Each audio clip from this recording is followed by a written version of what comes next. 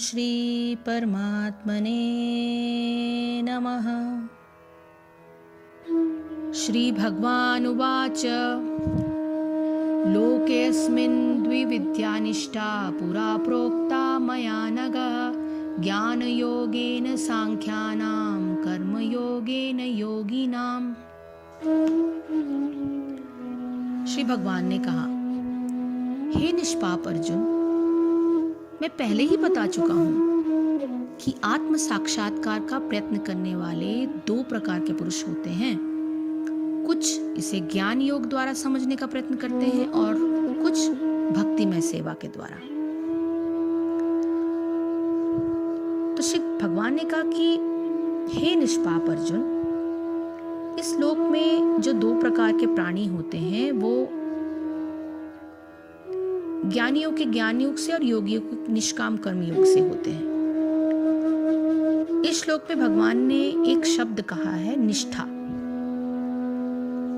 निष्ठा का अर्थ है साधन की परिपक्व अवस्था, अथवा साधन से मतलब है आपकी साधना, वो स्थिति तो साधन का आधार अभ्यास है।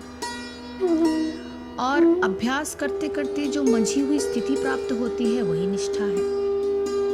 यानी जब आप भगवान का नाम लेते हैं, अपने मन में, अपने स्मरण में, अपनी सांसों में साधना की अवस्था को बढ़ाते हैं और उसका अभ्यास करते हैं, तो वो जो मची हुई स्थिति आपके सामने होती है वो होती है निष्ठा। निष्ठा का अर्थ है कि आप पूरी तरह से, एकदम पूरी तरह से आप उस चीज पर लगे हुए हैं, पूरी भक्ति से, पूरे मन से। अर्जुन के प्रश्नों का उत्तर देने से पूर्व भगवान ने यह आवश्यक समझा कि पहले यह स्पष्ट होना चाहिए कि साधन की परिपक्व अवस्था कितने प्रकार की होती है। इसी बिंदु पर मनुष्य जीवन का उपयोग निर्भर है। जो मनुष्य अपने जीवन का उपयोग आत्म साक्षात्कार या भगवान प्राप्ति के लिए करना चाहते हैं, उनकी स्थिति के दो मुख्य आधार या निष्ठा बताए गए हैं। इनमें से सांख्य योगियों की निष्ठा तो ज्ञान योग से होती है और योगियों की निष्ठा कर्म योग से होती है। अब कई लोग कर्म योग से मतलब लगाते हैं कि मैं तो नौकरी कर रहा हूं, मैं अपनी ड्यूटी कर रहा हूं, मैं पैसे कमा रहा हूं। कर्मयोग उनके लिए वहीं समाप्त हो जाता है। लेकिन कर्मयोग वो नहीं है जो आम लोग सोचते समझते हैं। तो इसका तात्पर्य है कि निष्ठा का प्रश्न उठता है कि उन लोगों के लिए जो अपने को युक्त करना चाहते हैं, अर्थात जो योगी होते हैं। और योगी कौन होते हैं? योगी वही होते हैं जो आत्म साक्षात्कार के लिए उत्सुक हो, जो ये जानने की इच्छा रखे कि मैं कौन हूं, आत्मा से खुद को साक्षात्कार कराएं। बेसिकली बॉडीली जो भी चीजें हैं उनसे दूर होकर हम सभी आत्मा है, इसका अर्थ उन्हें समझ आए। तो इस सांख्य निष्ठा जो हमने पिछले उसमें पढ़ा चैप्टर्स में, इस लक्ष्य की प्राप्ति के लिए दो मुख्य साधन हैं। एक तो सांख्य योग में वर्णित ज्ञान योग का साधन है और दूसरा योग नाम से कहा जाने वाला कर्म योग का साधन। दोनों साधनों का लक्ष्य जो है वो एक ही है, परंतु साधन करने के आधार जो है वो भिन्न भिन्न है। सांख्य योगियों की निष्ठा का आधार यह है कि संसार की सब वस्तुओं में केवल एक आत्म तत्व की ही सत्ता है। जिस प्रकार स्वप्न देखता हुआ व्यक्ति अकेला होते हुए भी अपने स्वप्न के संसार में विविध प्रकार के व्यक्तियों को, वस्तुओं को एकत्रित कर लेता है, उसी प्रकार एक आत्म तत्व ही इस स्वप्नवत संसार में विभिन्न रूपों में परिलक्षित हो रहा है। इस प्रकार सांख्य योग में पदार्थों की विविधता के लिए कोई स्थान नहीं है। विविधता केवल स्वप्नवत है और उसका मूल कारण प्रकृति के गुणों की आपस में क्रियाएं और प्रतिक्रियाएं होना ही है। ये क्रियाएं और प्रतिक्रियाएं वास्तविक नहीं है, वरन आभास मात्र है। यद्यपि कहने और सुनने में यह निष्ठा सुगम प्रतीत होती है, परंतु इसको धारण करना अत्यंत कठिन है, क्योंकि जब तक शरीर में थोड़ी सी आस्था रहती है तब तक भेद दृष्टि का नाश नहीं होता। इस निष्ठा को सिद्ध करते हुए योगी जो बहुत कम ही होते हैं, क्योंकि अपने शरीर की सत्ता ही न मानना अत्यंत कम व्यक्तियों के लिए संभव है। योग निष्ठा, दूसरी निष्ठा वाले कर्मयोगियों की संख्या अपेक्षाकृत अधिक होती है। कर्मयोग में विविधता और विभिन्नता को स्वीकार किया जाता है, परंतु इस प्रकार की भिन्नता द्वारा जिस व्यवहार और जिन कर्मों का करना आवश्यक होता है, उन सब कर्तव्य कर्मों को भगवान की इच्छा पालन करने की दृष्टि से भगवान की शक्ति द्वारा संपादित किया जाता है। जिस प्रकार एक मुनीम किसी साहूकार की आज्ञा पालन करने के लिए साहूकार के रुपयों को विभिन्न निवेशों में लगाता है, परंतु लाभ और हानि से मुनीम को कोई संबंध नहीं होता, इसी प्रकार कर्मयोग का आचरण करते हुए मनुष्य भगवान द्वारा निर्दिष्ट कर्तव्य कर्मों को भगवान की प्रीति के लिए और भगवान की शक्ति से संपन्न करता है, परंतु उनके फल से अपना कोई संबंध नहीं मानता। निष्ठा का भाव, इस प्रकार इन दोनों निष्ठाओं का फल यद्यपि एक ही है, तथापि साधन में भेद होने के कारण व्यवहार में भी भेद होगा।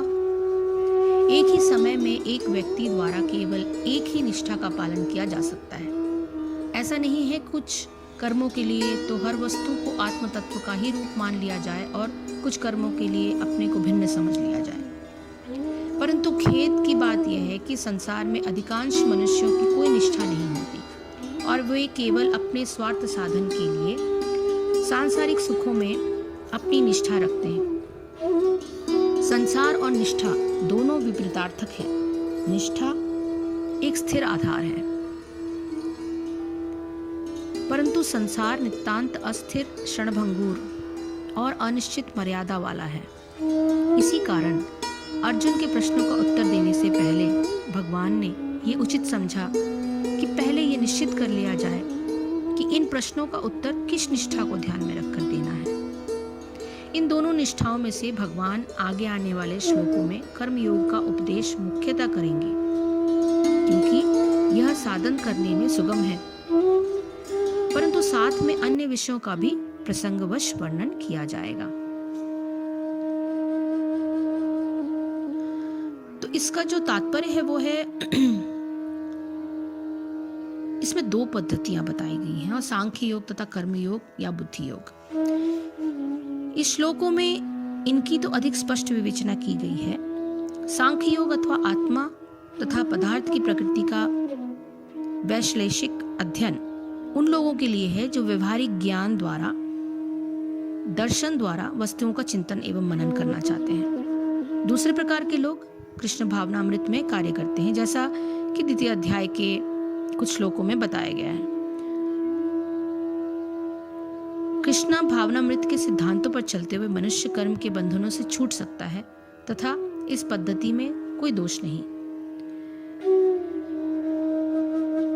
और इस सिद्धांत को और भी अधिक स्पष्ट किया गया है कि बुद्धि योग पूर्णतया परब्रह्म पर आश्रित है और इस प्रकार के समस्त इंद्रियों को सरलता से वश में किया जा सकता है। अतः दोनों प्रकार के योग धर्म तथा दर्शन के रूप में अन्योन्याश्रित है।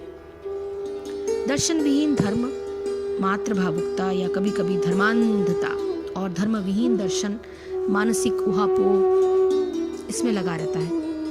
अंतिम लक्ष्य तो श्री कृष्ण ही है, क्योंकि जो दार्शनिक जन परम सत्य की खोज करते हैं वे अंततः कृष्ण भावनामृत को प्राप्त होते हैं। इसका भी उल्लेख भगवद गीता में मिलता है। संपूर्ण पद्धति का उद्देश्य परमात्मा के संबंध में अपनी वास्तविक स्थिति को समझ लेना है। इसकी अप्रत्यक्ष पद्धति दार्शनिक चिंतन है। इसके द्वारा क्रम से यानी किसके बाद कौन सा होना है, क्रम से कृष्ण भावनामृत तक पहुंचा जा सकता है। प्रत्यक्ष पद्धति में कृष्ण भावनामृत में ही प्रत्येक वस्तु से अपना संबंध जोड़ना होता है। इन दोनों में में से कृष्ण भावनामृत का मार्ग जो है वो श्रेष्ठ है, क्योंकि इसमें दार्शनिक पद्धतियों द्वारा इंद्रियों को विमल नहीं करना होता। कृष्ण भावनामृत स्वयं ही शुद्ध करने वाली प्रक्रिया है और भक्ति की प्रत्यक्ष विधि सरल तथा दिव्य होती है। हरि ओम तत्सत, हरि ओम तत्सत, हरि ओम तत्सत। जय श्री कृष्ण, जय गुरुदेव।